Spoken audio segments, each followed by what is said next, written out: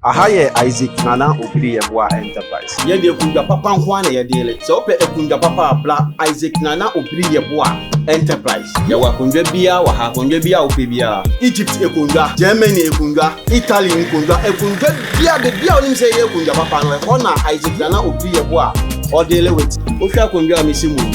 Na wangasa ofia kunja la we Egypt enye China de ni. Eye Egypt akunja. Odi hwe bia no kwa se de bia ne tie eye bia papa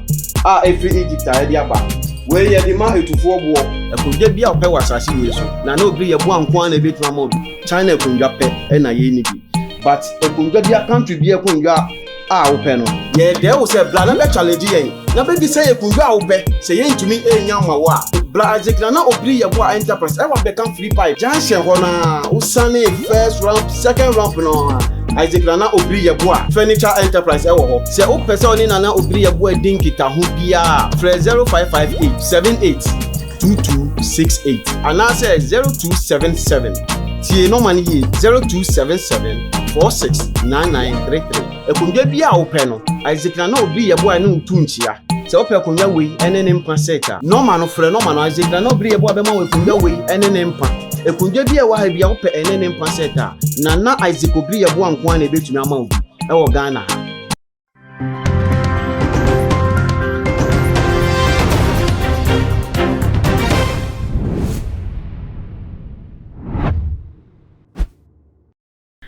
Ashonko enkomawa wo hwe mesabre nyame enhwa mo sedane da munya ebre eje edwa eti nsema ye de ebesomo ewo ye fidie kase ye eso na enche ye bia ene ebehu se ex lovers wo mo etuma ne wo mo ho ewo abelfo entintan no eso meche eye papa pastor love ene Obaapa Christie ache se ensem no ebinom wo ho no ma ebinom eka ne se nka we die nka wo se nka wo mo entwa so because break up ekọ so wo mo ntemenye ne amaje se ye ba kumpo enam so ayeden aware anani eji wona ware asinti adenti ena ewo still na wo mkoso eto eye ayampia ewo abelfo entintan no eso na ewusiafo ebra sansam no eba ya sabio ye ma mebeye video bi esen ane wanyini na ejaye nkwala nioma no ne honkro ne bana wo po obi ase no na wanya na ne honkro ne bobekeka yesa ense wenya na nkenim se nkensem no esi ewo eho no mo na ewusiam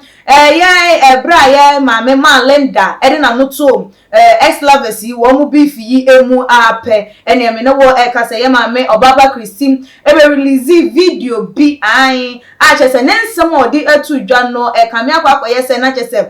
na wari edikan no wo kwaware eboka an se de ye ma me echire mo na nensem no na chese kame akwa ye se wa kwaware bi ayede aboka na emom de wo ko mu sese ya wo mu sese ne de wo moka ewo ho na odofo ye ko hwesa video no emfa emra ne ba ye beto aso. Yeah. Hello people. This is my husband. He's pushing my back. See his face. He's pushing my back. Baby, you dey try home me. Me baby Maza. You said you would try one. As I would, yeah. I'm quiet guy with a man boca cry. Yeah, I'm boca cry. What a trophy. Hey, I don't know Woody. Huh? Na odofo said ye wankasa wode wani ehwe eye video no eno no na chese ye ma me ye maniku edandan ne ho na chese wo kire mu se as we die an wato ade abo odin na chese wanto ade anu ne ho we ye nya de se wo bebo eye eka e wo ho na chese we die trophy ankasa an wato trophy na mo nko ane wo manyi enye srade enye nompe srade kwampo na ye den wo bere wo be ye cheko nompe de wo kware ne sen na wa ye cheko e wo ehum na eno na nanso ama me no wo kasem ye papa ye pastor love ono so ababontin na obebebe respond ya na just ono so echire ma aden na over years almost like 7 to 11 years near one eye ne ex lover wo montam tete ye obekoso di ehon ayaw anaso wanyinwi ewo eye ehon enkrofo kase broken heart na ache no wo no wo ya bantima lover o hwe wo no wonu hu no krampa asebio won kokon do be ma kra kokon timi do be ma mani yeye enti wonu wonyo obi asebio ye obi be ye de ebe fa no obegya na chese obeka se wa ye de wonu ne hu wonu wu gya na wa hwere ade ankasa enti wo hwe na wo ye ni video na wonni asempa ba bia ka me china ne comment section ho enka se wanya broken heart ne you no obi ntimi ma ne broken heart e ma ne yeye ngoti papa ne nsem no ye ba ye beto aso ye from me Pastor Lau uhu me personal se mi gina ho se ya okon bedo bema me broken heart nje me dawo me ye bantma lover bantma ana mnyini ye me ye bantma na mnyini ye broken heart e binche me dawo na me jimani na me sa ewo TikTok ubehu no obi aba comment broken heart etimi ni oba entermate for 11 years me dagwe so gene se nipa no adam abodam na ma wo wiase beberebe eya munya sa ansem ne keka na airtime enyefe ensem na mo keka na enyefe oba me platform so na sabi uninya asasem bia ka enye ba force free so na ko emekika sa ansem no na me big na other for said ye papa Pastor Love eye ono nso na no disem aba betu eye edwana jese kamia ko yesi say die obia asete eye the record straight we nso akwakoto trophy wa moka we nso wonya broken heart na jese ye obia kire ne bobre eni ne dibre because ebe ye wanwa say over years relationship I hit the rock na still ye baba be twinu nkum ewo ho anase ye baba be didi ye ho atem anase ye baba be bahye ye ho ye be ka kuti ansem ewo eye abefo ntentan eso na je se kan ya ye se kwana obi akọ still obi da so kai ni nchi anase obi da so ye den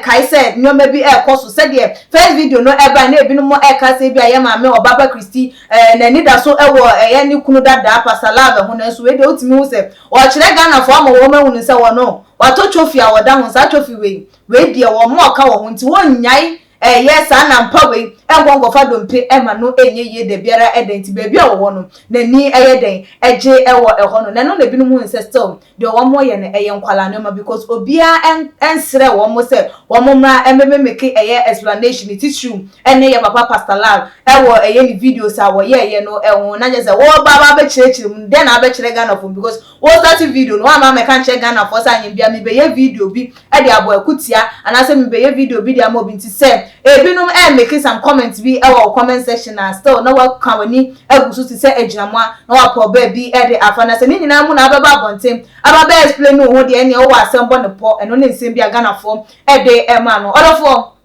ye di ensem no AC no subscribe to your channel na ye efa ema ye like the videos na share wait me so follow ye ewe your IG page and your Twitter page so @tumagnh_ Facebook and so @tumagh media ene equia sikapa makram Ebusia wonim se abefunim de ena sesei ewoso wonim se wontimi bibia ewo wiase sesei abra wonfo abefunim de emfa nka ho wosan so enim se sesei no ebesonsum nsam so a abefunim de asan agbewre mu ana oso daye wonti ase wodaye so ache wodaye so entimi mbem Edonchi enene me kanfo Prophet Dr. Abennego ediama ono ena onyankopon enam ne so na ode abefu ewremu ewo sunsun semu a ode ji nyankopon emma edi from how ene mamane ene omatiti mu edonchi onyankopon enam ne so ede a new spiritual science technology ede ababontin a ye freno eye castoplanto technologies me ba chawo hwe Prophet Dr. Abennego a owo insam adwagiri castoplanto technologies casting out negativities